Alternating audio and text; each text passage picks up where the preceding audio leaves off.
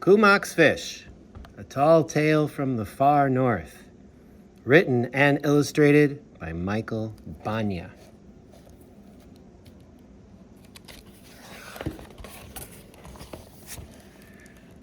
On a beautiful Arctic morning, Kumak looked out the window of his house. Through the willows, he could see the sun rising over the frozen river. "Ah, spring," said Kumak to his family. "The days are long, the nights are short, and the ice is still hard. Good day for fish."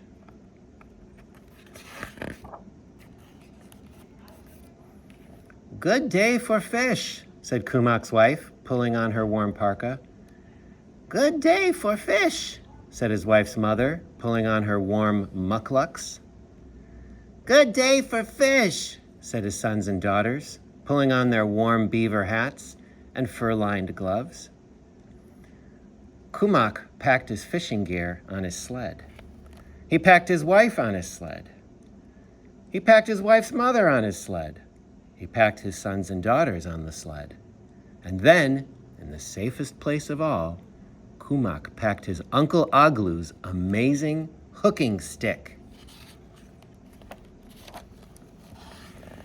Everyone in the village knew of Uncle Aglu's amazing hooking stick. Uncle Aglu had carved it many years ago out of a piece of fine willow. And each spring, he caught more fish than anyone in the village. But this spring, Uncle Aglu's legs were stiff. He told Kumak to use the amazing hooking stick. This was Kumak's lucky day.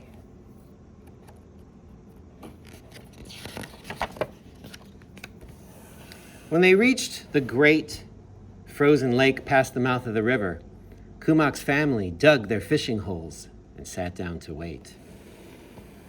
Kumak and his family sat for a long time. They were quiet. They were patient. They scooped away the ice growing around their fishing holes.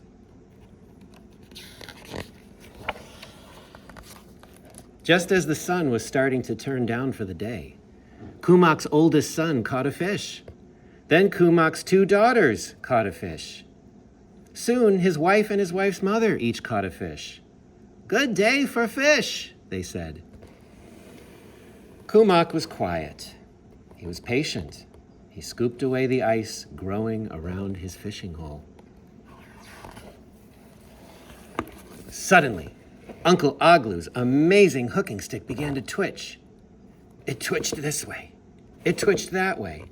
It went around and around.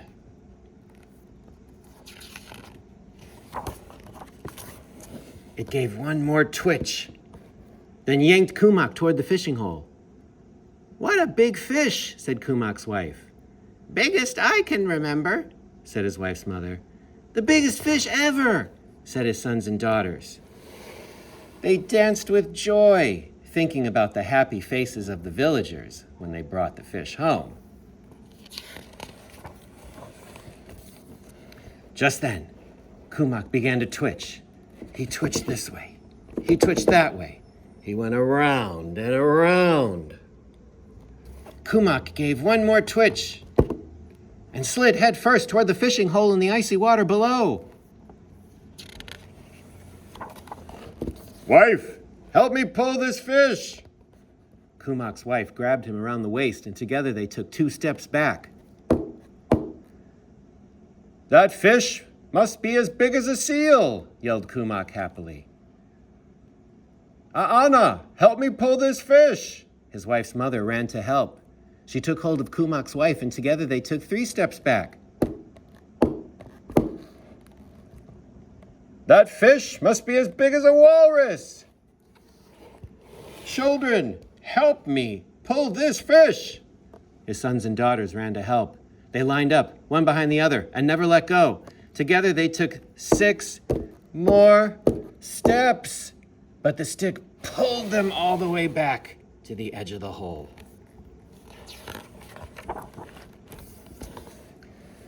"That fish must be as big as a whale," yelled Kumak happily. Villagers on their way home heard Kumak's shouts and ran to help.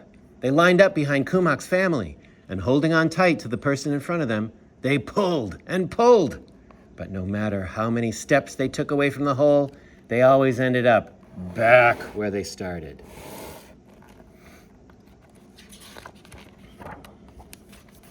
Soon, the whole village heard about Kumak's fish and came to help.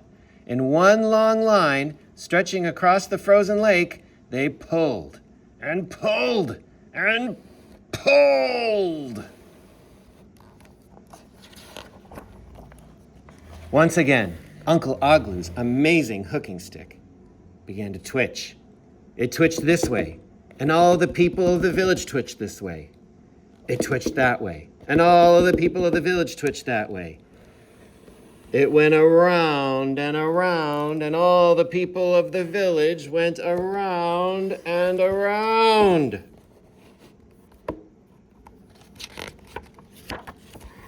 Uncle Oglu's amazing hooking stick gave one more enormous twitch and pulled Kumak down the fishing hole into the icy water below. Kumak's family and the villagers didn't give up. Each person held on tight to the person in front of them and never let go.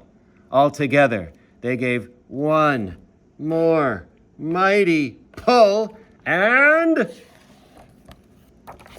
whoosh! Kumak came flying back out of the fishing hole. Uncle Oglu's amazing hooking stick came flying out with him. Stretched out in one long line, all around Kumak in the fishing hole were hundreds of fish. Each fish held on tight to the one in front of it and never let go. Kumak had landed enough fish for the entire village to have a splendid feast. Hooray for Kumak! Cheered the villagers as they picked up the fish. Hooray for Uncle Oglu's amazing hooking stick, said Kumak as they started home. It was a good day for fish. The end. Now, I want you to think about what makes this book a tall tale. Remember, a tall tale is a story that uses exaggeration and over-the-topness to tell its story. So what about this book was a tall tale? See you next time.